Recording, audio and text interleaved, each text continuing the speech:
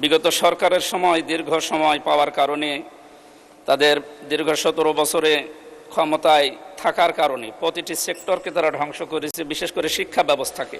মাননীয় স্পিকার, আপনাকে ধন্যবাদ। The public examination offence amendment bill 2026 উত্থাপন করার জন্য মাননীয় মন্ত্রীকে ধন্যবাদ।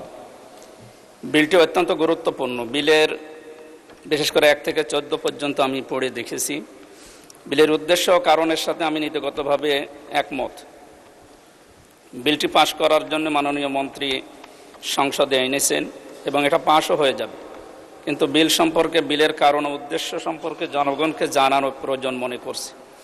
তাই আমি মনে করি বিলটি পাশ করার পূর্বে যেহেতু অনেক সময় আছে, এই সময়টা জনগণকে দেওয়া উচিত।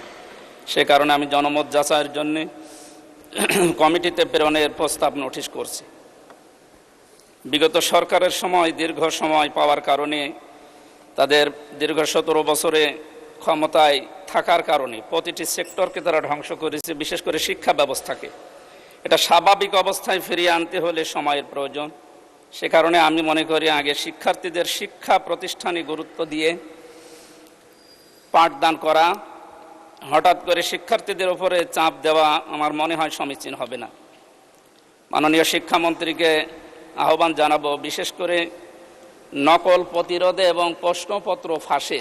আমার কুষ্টিয়ায় মেডিকেল বিশ্ববিদ্যালয়ের প্রশ্নপত্র ফাঁস আজ থেকে প্রায় 8 মাস আগে। এটা এখনও পর্যন্ত কোনো সুরাহ হয়নি। গত পরশুদিন আমি সিভিল সার্জন অফিস এবং ওখানকার যারা দায়িত্বে আছে তাদেরকে ডাক দিয়েছিলাম।